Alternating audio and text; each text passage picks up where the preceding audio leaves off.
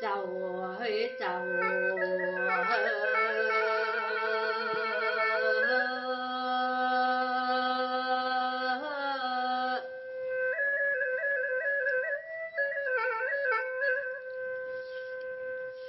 ลาบาดเดียววันนี้ฟังตัวก็ตัวอายลูมและผิวจุ่มมากตันหัวดาคำปีนี่ปินลูกอาจารย์มาหัวอายปินล้านนักขาดพี่สมาจุดจาด้วยความหูและมีแห่งปัญญาปฏิปีขับมายามใดนี่เสียงเฮอมือปลายย่อยเชว่าพี่และปินของดอยเหมือนจินน้องยิงหล่าอยากให้โง่กินแรงพี่สมาผิวแดงไหวเหมือนคุณอันในเปิดจิน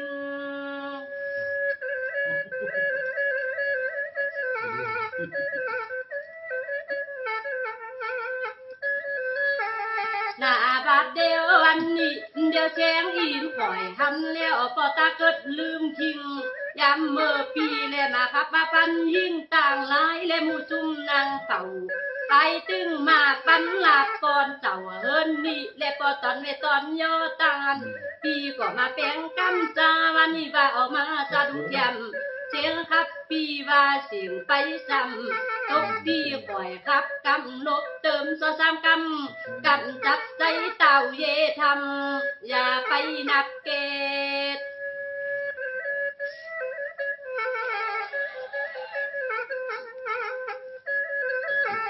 หน้าบาดเดียววันนี้ปอตัวเอ็ดเล็ดนิ้วมือสวยและเหมือนกุยออกวีตัวนี้วัน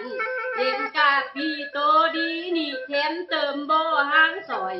จะมาครับอ่อยล่ะอีเสียงซอยถึงตัวอีกองคำถึงอันดีลาน้ำและอีหูแม่ก็นั่งอยู่ก่อกันไว้แจนหนีและเบาอ่างกว่าในวันนี้เฮาก็มาปรุงจิตใจและโมนเยิมกันนี่ยังโซโนที่พื้นเขาไปกาไผก็มานั่งอยู่เฝ้ากันไว้อันดักเตดยินยงตึงอันจางขับลงเต่าอย่างเนยโตปอปันแห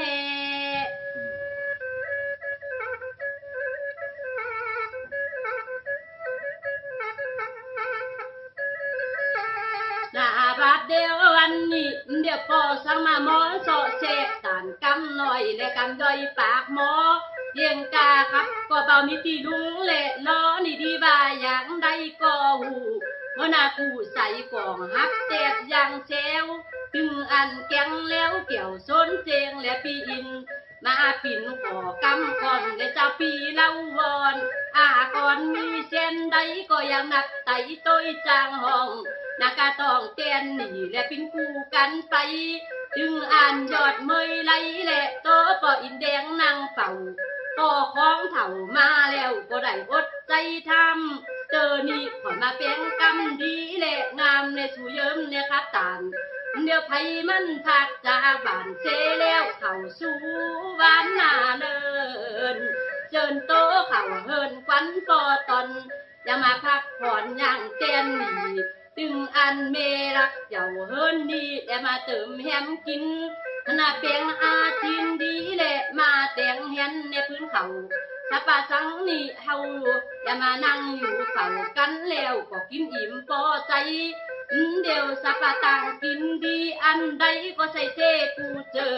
มีป่าเลอเต้นหนียายจอดเนอพื้น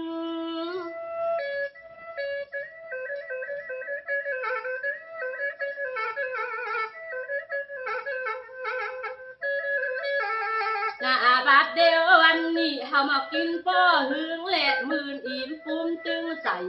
สัปสังอันเจงหากไก่กินแล้วตั้งสุดขึ้นกับบ้านอาหารหนึ่งมีเจและกูยังตามทางไก่จีบดอยเจแล้วนี่ข่อยจังห้องที่ปันนาปอนดีดูกันเนอบันข่อยยาดีคะสียอมบุญกุนตึกปอตอนบอกก็เบาหอนใดตกไอและชีเตยามใดแล้วเพื่อพุงจิตใจใดย่อตันบ่ทานีนาการนำมีปอเละแม่อันใดตั้มใบในหือปิ้นจีนไก่ต้นก็ดีกังวัน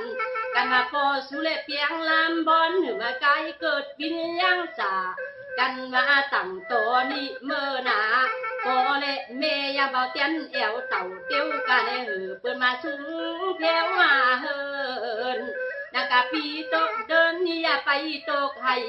ไต่ล่างเกี่ยวเฮินปอและก็มีบ่อเกิดเกี่ยวซ่อนเนยและก็ตอนมันเลินนาการเฮินปอได้มีบ่อเงินและบ่อคำเนี่ยกับเกี่ยวกันว่าปอและได้หังแล้วทายาใจจกซ้อนไม้ตังนากาตกและพันนี่อย่ามีมาพองต้องเฮินกว่างหมดว่าสั่งใสมันพินพาทาไหลพร้อมทุ่งปลาเข้าหอจุงก็ขึ้นเมื่อฟ้าถึงแจงคงอิน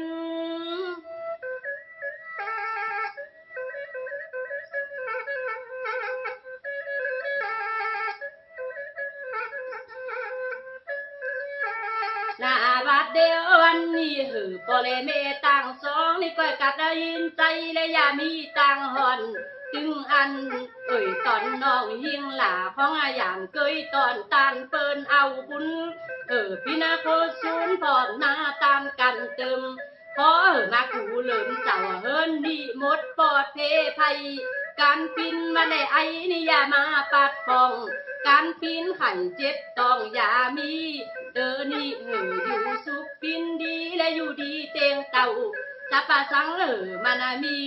อันเนียนผูกเป่าผูกองนากาชิ้นเงินพรชิ้นต้องกันเติมมากูเหลิมเจ้าเฮินนี่เมื่อนาหลายอินปันปอนหน้าบอนเชลว่าอันใด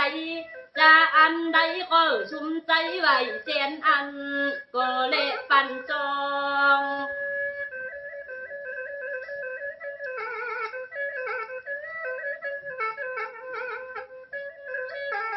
หน้าบาดเดียววันนี้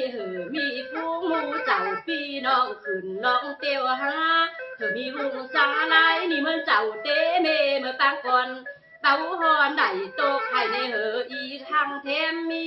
10 เซนปีมาซุ้มดังกำในเสียงตานนางกาโคเลแม่อยู่บ้านลูกนี้เปิ้นสาลือสาก็ยังยาเล岁岁。